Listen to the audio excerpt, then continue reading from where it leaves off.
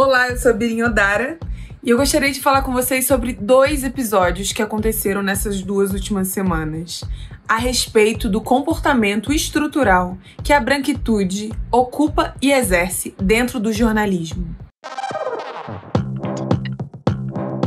As pessoas brancas, elas são subjetivadas como seres que podem falar sobre tudo. Elas não precisam nem ter conhecimento sobre determinado tema.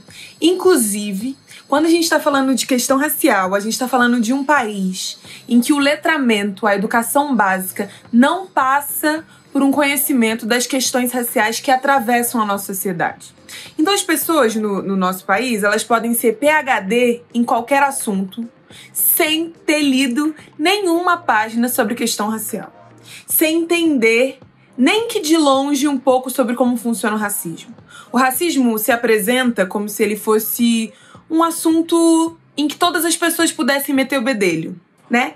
Como se fosse um assunto e que você não precisa ter o mínimo de conhecimento histórico e social para poder discutir sobre o tema. Então, todo mundo acha que sabe alguma coisa sobre questão racial. E com isso a gente tem um distanciamento absurdo das questões que são basilares para a gente compreender esse contexto de assimetria, de desigualdade que as pessoas brancas e negras e indígenas vivem nesse país. E as pessoas brancas, portanto, elas se formam como jornalistas, advogadas, professoras, médicas, as mais variadas funções, sendo, portanto, pessoas que nunca refletiram sobre a questão racial. Ou quando refletem, também estão refletindo a partir do seu lugar. Ou seja, entendendo o negro como um objeto de estudo. Ou entendendo a história de África como uma história que pode ser resumida à história de um país, como se a África fosse um país, né? Então a gente está falando de pessoas que, ou acham que o racismo não é uma questão válida para ser estudada, né, para ser compreendida e, portanto, respeitada. Ou 2, que quando se aproximam da questão racial, tratam a questão racial e colocam o negro como esse lugar de objeto, ou seja, o sujeito que não fala, mas que é analisado, né, que é estudado e que é usado aí como, por exemplo, um black card na hora da discussão racial, na hora da discussão sobre qualquer coisa, porque você parte do pressuposto que não. Eu leio pessoas negras. Não, eu estudei sobre a escravidão, então eu tenho legitimidade para falar sobre esse assunto. Não é assim que funciona, né? As pessoas brancas, elas podem falar de racismo, mas existe um lugar para se falar desse racismo.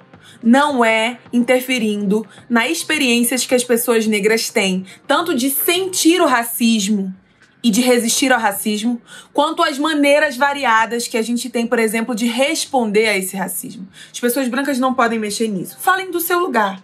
E aí as pessoas brancas, sobretudo nessas 2 últimas semanas, né, nos deram 2 grandes exemplos de como não se comportar como uma pessoa branca no jornalismo.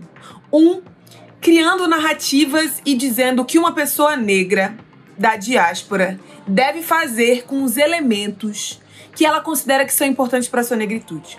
Estamos falando de Beyoncé e o uso da oncinha, por exemplo. Quem é, né? Quem são essas pessoas? Quem legitimam essas pessoas para falarem de algo que elas não conhecem? É a branquitude. Porque a branquitude está acostumada a poder falar sobre tudo porque ela está no centro. E aí é um absurdo porque uma das estratégias da branquitude é, diminuir a nossa história, ou seja, os nossos elementos não são tão importantes assim. 2, embranquecer a nossa história. Então, quando eles dizem, não tem como, realmente eles fizeram e é importante, diz que foi um branco que criou. Rouba a nossa história e nos conta como se fosse uma invenção europeia ou uma invenção branca. Ou 3ª forma é o quê? Aniquilar a nossa história, ou seja, nem nos permitem conhecer a nossa história. Quanto a gente sabe sobre as revoluções pretas aqui na diáspora ou em África? Porque não nos contam na escola, não nos contam pela mídia, não nos contam em qualquer lugar. A gente precisa sempre correr pela margem para conseguir entender a nossa história não contada.